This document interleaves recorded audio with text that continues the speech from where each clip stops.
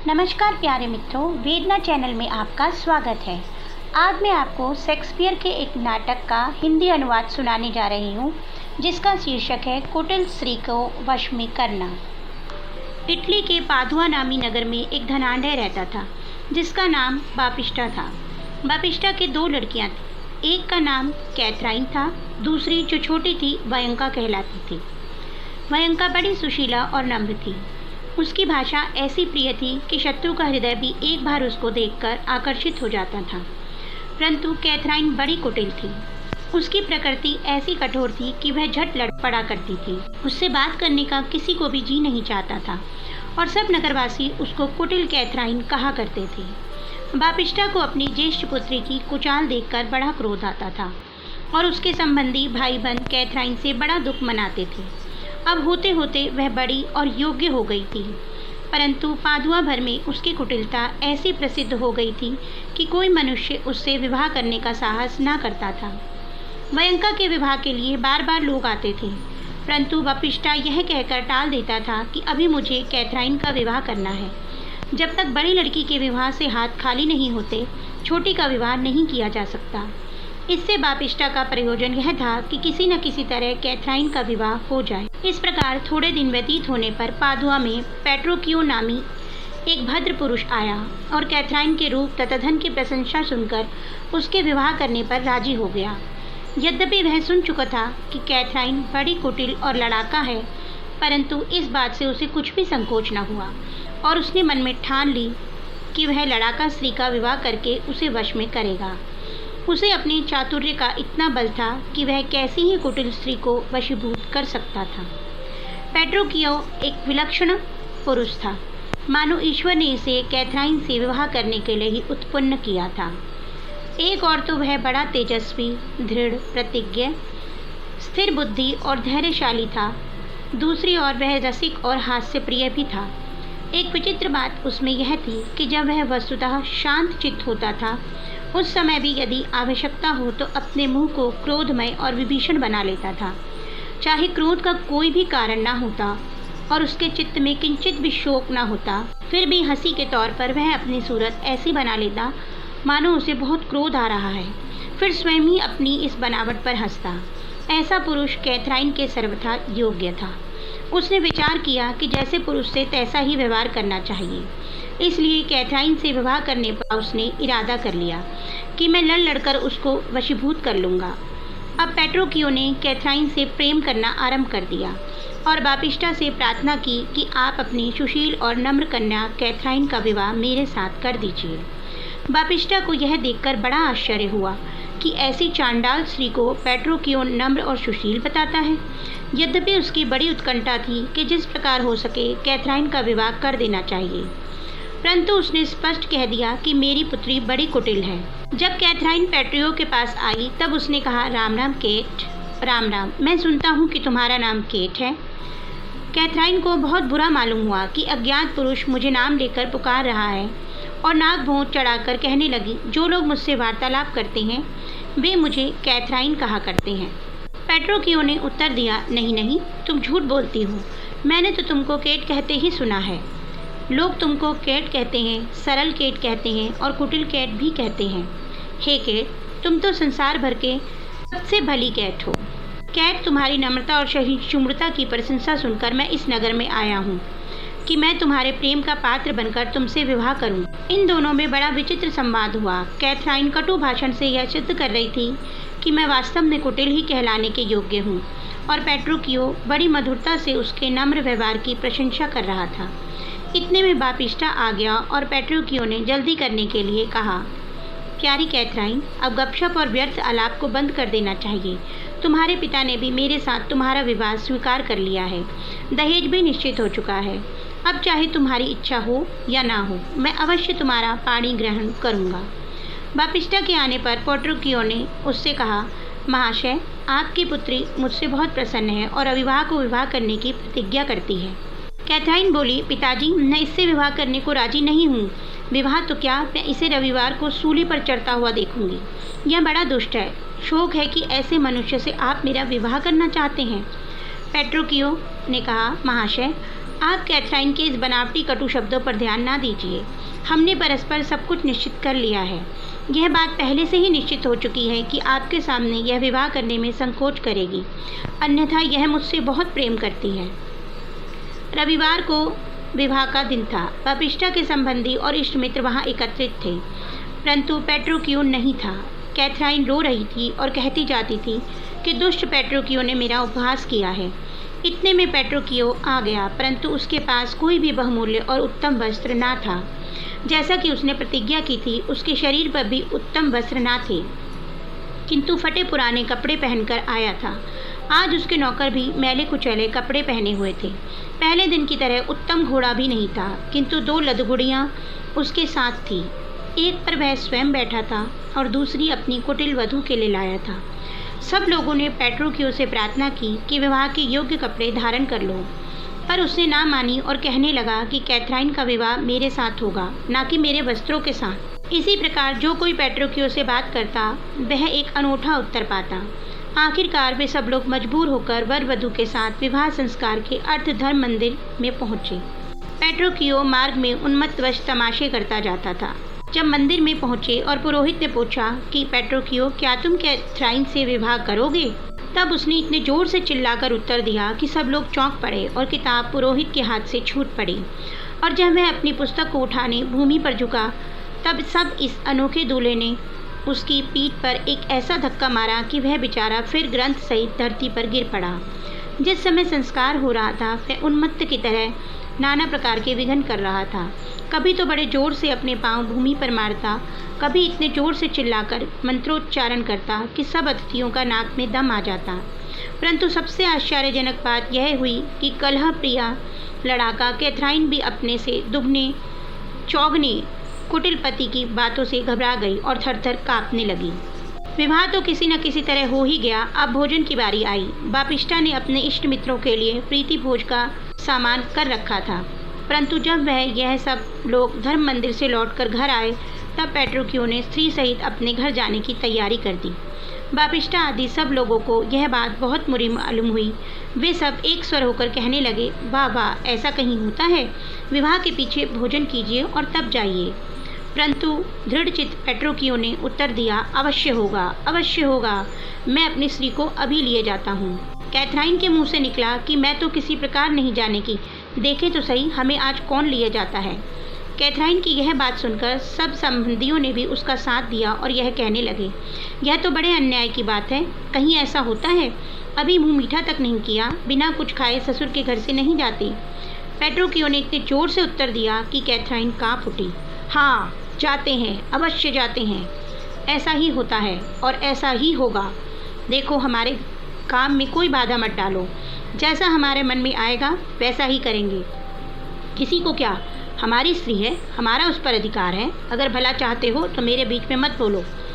ये सब बातें ऐसे उच्च स्वर से की गई कि और तो और बापिष्टा को भी कुछ कहने का साहस ना हुआ और बेचारी कैथराइन बिना कान हिलाए उसी बुरी घोड़ी पर सवार हो बिना खाए पिए अपने पति के साथ चल दी। यह घोड़ी भी जिसे पेट्रोक्यू अपनी अनोखी दुल्हन के लिए छांट कर लाया था, दुनिया की घोड़ियों में अद्वितीय थी। मांस उसके शरीर पर नाम को भी ना था। पीठ पर ऐसे हाड़ निकले हुए थे कि बैठने वाले की सब नस ढीले हो जाएं। काठी के स्थान में जो कुछ चीथड़े डाल दिए गए थे, इसलिए बैठने में बड़ा कष्ट होता था। चाल उसकी ऐसी मन थी कि कछुआ उसके सामने बाजी ले जा सकता था। ऐसी विचित्र घोड़ी पर अपनी विचित्र वधू को सवार करा के पेट्रोक्यू ने घर का प्रस्थान किया। परंतु जिस मार्ग से वह होकर घर जा रहा था, वह भी कुछ कम विचित्र ना था। कहीं नाला, कहीं दलदल, कहीं कीचड़ और कहीं मिट्टी के तूदे। इस प्रकार खड्डों में होकर जिस समय कुटिल कैथराइन अपनी ससुराल जा रही थी, उसका पति कोलाहल मचाता जाता था। जब कभी कैथराइन की घोड़ी के पैर लड़खड़ाते, पेट्रोक्यू इतने जोर से बेचारे जानवर पर चिल्लाता कि वह बेचारा सवार सहित कांप उठता। कैथराइन ऐसा लड़ाका आदमी कभी स्वप्न में भी नहीं देखा था। जब इस विचित्र यात्रा से पेट्रोक्यू अपने घर आया, तब उसने अपनी स्त्री को बड़े आदर सत्कार से उतारा, परंतु यह बात पहले से ही निश्चय कर ली थी कि आज इसको कुछ खाने को ना मिलेगा। जिस समय भोजन का समय आया और नौकरों ने मेज पर खाना रखा, तब उसने एक एक करके सब रकाबियाँ भूमि पर फेंक दी और तड़प कर कहने लगा, दुष्ट नौकरों, मेरी प्राण प्रिया ऐसा भोजन करती है? आज पहले ही रोज तुमने ऐसा बुरा भोजन बनाया है कि मैं एक सिरे से तुम सबको दंड दूंगा। पेट्रोक्यू की स्त्री और ऐसा बुरा खाना, छी छी। जब कैथराइन दिन भर की थकी हुई सोने के कमरे में गई, तब यह कहकर कि चारपाई ठीक नहीं है, चादर मैली है, तकिया में भिनौला चुभता है, उसने सब वस्त्र भूमि पर फेंक दिए। बेचारी कैथराइन सारी रात कुर्सी पर बैठी रही। जब कहीं वह सो जाती, तब पेट्रोक्यू बड़े जोर से अपने नौकरों पर चिल्ला पड़ता और कुपित हो कहता कि तुमने अच्छे वस्त्र ना बिछाकर मेरी स्त्री का अपमान किया। दूसरे दिन भी उसने ऐसा ही किया। जब वह अपनी स्त्री के समीप जाता, तब वह चिकनी चुपड़ी खुशामद की बातें बनाता, परंतु भोजन और सोने के समय वही हाल करता। खाना ज़मीन पर फेंकता, रकाबियाँ तोड़ता और नौकरों पर क्रुद्ध होता। दीन कैथराइन अब अपना सब लड़ाकापन भूल गई। भूख के मारे उसे छठी तक की याद आती थी। छिपकर उसने नौकरों से प्रार्थना की कि कुछ खाना ला दो, परंतु वे लोग पहले से ही सिखा दिए गए थे। उन्होंने स्पष्ट कह दिया कि हम अपने स्वामी से डरते हैं, बिना आज्ञा के कुछ भी नहीं कर सकते। इस प्रकार तंग आकर बेचारी कहने लगी, अरे क्या इसने भूखों मारने के लिए विवाह किया था? भिखारी तक मेरे बाप के घर भोजन पाते हैं, परंतु मैं जिसने कभी भूख का नाम तक नहीं सुना था, बिना भोजन के मर रही हूँ। नींद के मारे मेरा सिर चकरा रहा है, यह मुझे सोने नहीं देता और कोलाहल से मेरा पेट भर रहा है। इस पर भी वह यह कहता है कि मैं तुमसे प्रेम करता हूँ। जब कैथराइन अकेली बैठी ये बातें कर रही थी, पेट्रोक्यू वहाँ पर आ गया और थोड़ा सा खाना उसके सामने रखकर कहने लगा, केट, प्यारी केट, तुम कैसी हो? क्या तुम्हें भूख नहीं लगी है? देखो, मैं अपनी प्राण प्रिया के लिए स्वयं खाना बनाकर लाया हूँ।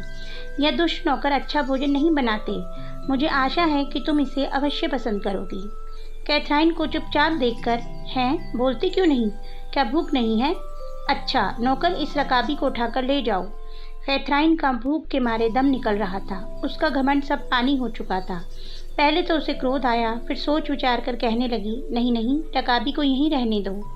परंतु पेट्रोक्यू को प्रयोजन कुछ और ही था। वह कहने लगा, प्यारी के, जो मनुष्य थोड़ी सी ही भलाई करता है उसे धन्यवाद देते हैं। मैंने तो ऐसी मेहनत से भोजन बनाया है, बिना मुझे धन्यवाद दिए मत खाओ। कैथराइन ने अपनी इच्छा के विरुद्ध चुपके से कहा, अजी, मैं तुम्हें धन्यवाद देती हूँ। जब मैं खाने लगी, तब वह कहने लगा, प्रिय, धीरे धीरे खाओ, जल्दी खाने से स्वास्थ्य बिगड़ जाता है। प्यारी कैट, अब हम तुम्हारे पिता के यहाँ चलेंगे और खूब बाहर रहेगी। तुम्हारे लिए एक उत्तम कोट, टोपियाँ और सुनहरी अंगूठियाँ बन रही हैं। इस बात को सच्चा करने के लिए एक बजाज और दर्जी को बुलाया। ये दोनों कैथराइन के लिए वस्त्र लेकर उपस्थित हो गए। अभी कैथराइन ने आधा पेट खाना भी नहीं खाया था कि पेट्रोक्यू ने उसके सामने से थाली उठाकर नौकर को दे दी और कहा, अरे क्या तुम खा भी चुकी? बजाज ने एक बहुत उत्तम टोपी पेट्रोक्यू को दी और कहा, महाराज, यह वही टोपी है जिसके बनने की आपने आज्ञा दी थी। पेट्रोक्यू टोपी को देखते ही आग बबूला हो गया और कहने लगा, छी छी, यह भी कोई टोपी है? बजाज ने विनयपूर्वक कहा, महाराज, यह तो अच्छी टोपी है, क्या आपको पसंद नहीं? बजाज ने विनयपूर्वक कहा, महाराज, यह तो अच्छी टोपी है, आपको क्यों पसंद नहीं है? कैथराइन बोल उठी, हाँ, यह टोपी बहुत अच्छी है, मैं इसको लूँगी। पेट्रोक्यू बोला, नहीं नहीं, यह टोपी किसी काम की नहीं। कैथराइन बोली, नहीं, यह टोपी तो बहुत सुंदर है, सब स्त्रियां ऐसी ही टोपी पहनती हैं। पेट्रोक्यू बोला, अच्छा, पहले सभ्य बनो, तब तुम्हें ऐसी ही टोपी मिल जाएगी। कैथराइन बोली, चाहे पसंद हो या ना हो, मुझे यह टोपी भली मालूम होती है, मैं इसे अवश्य लूँगी। पेट्रोक्यू बोला, क्या तुम कहती हो कि मैं कोट लूँगी? अच्छा, अभी लो, तुम्हारे लिए एक अच्छा कोट मंगाता हूँ। इतने में दर्जी ने एक बहुत उत्तम कोट लाकर दिया, परंतु पेट्रोक्यू की इच्छा यह थी कि कैथराइन न टोपी ले और न कोट, इसलिए कोट में भी बुराइयां निकालनी आरंभ की और कहने लगा, राम राम, कैसा बुरा कपड़ा लगाया है। अरे मूर्ख, देख तो ये बाहें हैं या तोपे हैं? दर्जी बोला, महाराज, आपने तो कहा था कि आजकल के रिवाज के अनुकूल बनाना है, यह वैसा ही है। कैथराइन ने भी कहा कि मैंने ऐसा उत्तम वस्त्र कभी नहीं देखा। पेट्रोक्यू ने इस झगड़े को काफ़ी ज़्यादा समझा और बजाज को कुपित होकर घर से निकाल दिया, परंतु गुप्त रीति से अपने नौकरों से कह रखा था कि जिस जिस चीज़ को मैं नापसंद कहकर लौटा दूं, उसको लेकर मोल चुका देना। बस ऐसा ही किया गया। जब बजाज और दर्जी चले गए, वह कैथराइन से बोला, प्यारी कैट, चलो अपने घर चलेंगे, अच्छे वस्त्र ना सही यही पहनकर चलेंगे। यह कहकर घोड़े तैयार कराए और कहा कि भोजन के समय तक बापिष्टा के घर पहुंच जाएंगे, क्योंकि अभी 7 ही बजे हैं। वस्तुतः यह प्रातःकाल ना था, किंतु दोपहर के 2 बजे थे। इसलिए कैथराइन ने नम्रता से कहा कि मैं कह सकती हूँ कि 2 बज गए होंगे। पिताजी के घर पहुँचते पहुँचते ब्यालू का समय हो जाएगा। परंतु पेट्रोकियो का यह प्रयोजन था कि कैथराइन इतनी उसके वश में हो जाए कि जो कुछ झूठ सच वह कहे उसी को स्वीकार कर ले। इसलिए वह कहने लगा, मैं जो कुछ करता या कहता हूँ तुम उसी को काट देती हो। अच्छा, मैं आज नहीं जाने का। मैं उस दिन चलूँगा जब उतने ही बचेंगे जितने मैं कहूँगा। दूसरे दिन से कैथराइन ने आज्ञा पालन के नए गुण का अभ्यास करना आरंभ कर दिया, और जब तक कि उसका अभिमान बिल्कुल नष्ट नहीं हो गया, उसके पति ने उसे बापिष्टा के घर जाने नहीं दिया। यहाँ तक कि जब वे दोपहर के समय बापिष्टा के घर जा रहे थे तो पेट्रोकियो कह रहा था कि चांद निकल रहा है। कैथराइन ने भूल से कह दिया, यह सूरज है, चांद नहीं। इसी बात पर पेट्रोकियो बिगड़ उठा और कहने लगा, अपनी माता के पुत्र की शपथ खाता हूँ, तुम्हारे पिता के घर चलने से पहले इस समय चांद और सितारे निकल जाएंगे, नहीं तो मैं नहीं चल सकता। यह कहकर वह अपने घर को लौट चला। कैथराइन अब कुटिल कैथराइन ना थी, किंतु आज्ञाकारिणी स्त्री बन गई थी। इसलिए वह कहने लगी, चलो जी चलो, आधी दूर से भी अधिक आ गए हैं, अब लौटना नहीं ठीक नहीं है। सूरज, चांद या सितारे जो तुम कहो वही निकल रहे हैं। यदि तुम इस समय कहो कि दीपक जल रहा है तो ईश्वर की सौगंध मैं ऐसा ही मान लूँगी।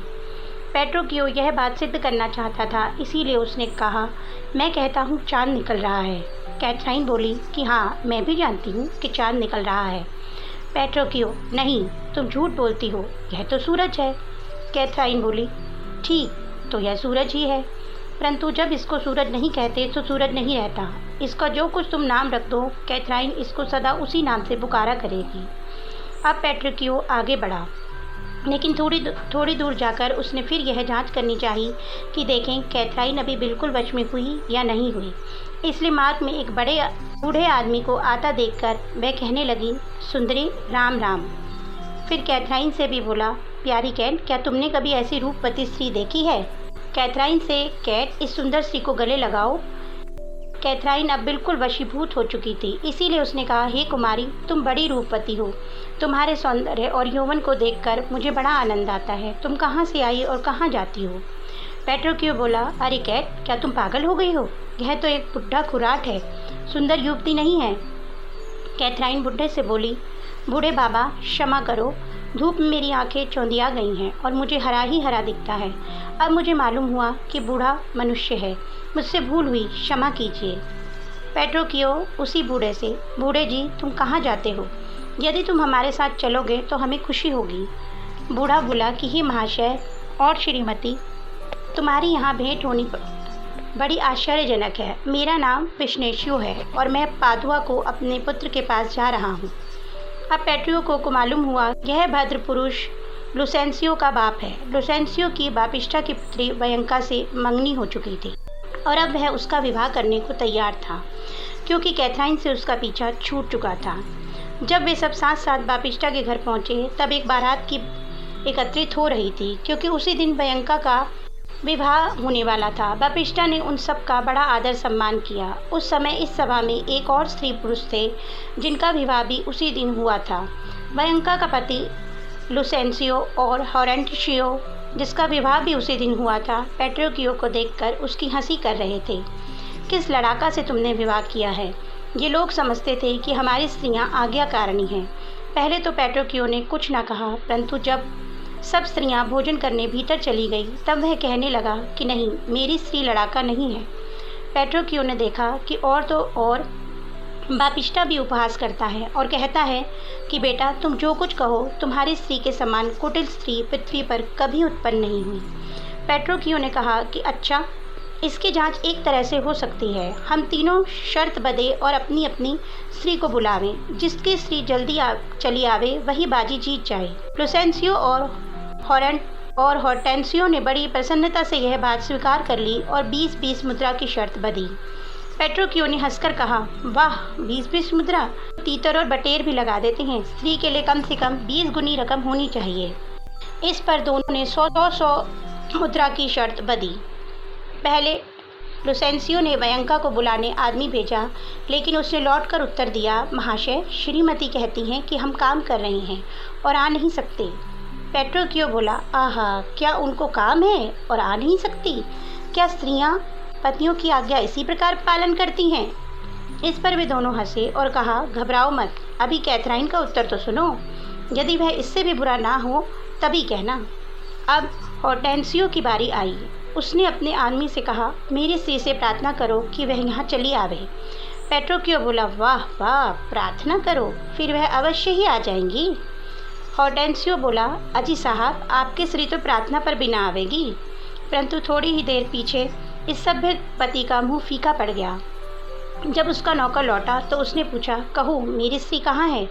नौकर ने उत्तर दिया, वे कहती हैं कि तुम कुछ हंसी कर रहे हो, इसलिए मैं नहीं आ सकती। यदि जाना है तो आप ही जाइए। पेट्रोकियो ने कहा कि यह और भी बुरा उत्तर है। फिर उसने नौकर से कहा, जाओ और मेरी स्त्री से कहो कि मेरा हुक्म है कि वे अभी यहीं आवे। सब लोग अभी कुछ सोचने भी न पाए थे कि पापिष्टा बड़े आश्चर्य में होकर बोल उठा, ओहो, ईश्वर की सौगंध, कैथराइन तो बिल्कुल नहीं आएगी। किंतु कैथराइन ने आकर कहा, श्रीमन, आपकी क्या आज्ञा है? पेट्रोकियो बोला, तुम्हारी बहन और पेट्रोकियो की स्त्री क्या कर रही है? कैथराइन बोली, आग के पास बैठी बातें कर रही हैं। पेट्रोकियो बोला, अच्छा, अभी उनको यहाँ ले आओ। कैथराइन फौरन बिना कुछ कहे आज्ञा पालन करने को चल दी। लुसेंसियो बोला, बड़े आश्चर्य की बात। हॉर्टेंसियो, इससे भी अधिक क्या आश्चर्य हो सकता है? इससे क्या प्रकट होता है? पेट्रोकियो, इससे शांति प्रकट होती है, प्रेम प्रकट होता है और आनंद प्रकट होता है। पापिष्टा ने कहा, बेटा पेट्रोकियो, तुमने बाजी जीत ली। मैं इसमें 20,000 मुद्रा और मिलाता हूँ। मैं समझूंगा कि मेरी एक और लड़की थी। तुमने इसको ऐसी शिक्षा दी है कि मैं समझता हूँ मेरी पहली लड़की बदल कर यह सुशील लड़की आ गई है।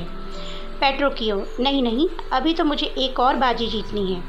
अभी आपको मैं दिखाता हूँ कि मेरी स्त्री ने आज्ञा पालन के गुण का जितना अभ्यास किया है।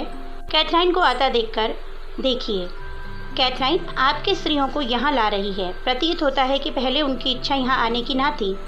सुशीला कैथराइन ने उनको उपदेश दिया और तब वह उनको यहाँ लाई है। कैथराइन से कह, तुमको यह टोपी शोभा नहीं देती, इसे उतारकर अपने पैर के नीचे कुचल दो। कैथराइन ने टोपी उतारकर झट पैर से कुचल डाली। हॉर्टेंसियो की भार्या कहने लगी, क्यों स्वामी, यह क्या बात है कि मुझे इस तरह बुलाते हो? वयंका ने कहा, वाह वाह, यह भी कुछ आज्ञा पालन है, यह तो मूर्खता है। वयंका का पति बोला, मेरी अभिलाषा है कि तुम भी ऐसी ही मूर्ख बनो। तुम्हारी बुद्धिमता ने तो आज मेरे 100 रुपयों का नाश कर दिया। वयंका ने उत्तर, तो तुम भी मूर्ख हो कि ऐसी शर्त बदते हो। इस पर पेट्रोकियो ने कैथराइन से कहा कि इन स्त्रियों को अपने पति की आज्ञा पालन के लाभ बताओ। कैथराइन ने इस गुण का भली प्रकार अभ्यास किया था, इसलिए उसने खड़े होकर इस विषय पर ऐसा उत्तम व्याख्यान दिया कि सब चकित हो गए और पादुआ में फिर कैथराइन प्रसिद्ध हो गई, परंतु कुटिलता के लिए नहीं, किंतु पति सेवा के लिए। तो दोस्तों, आपको मेरी कहानी कैसी लगी कमेंट बॉक्स में अवश्य बताइएगा। अगर आपको मेरी कहानी अच्छी लगी तो मेरी कहानी को लाइक कीजिए और मेरे चैनल को सब्सक्राइब कीजिए। कल फिर एक कहानी के साथ मिलूंगी, तब तक के लिए बाय बाय।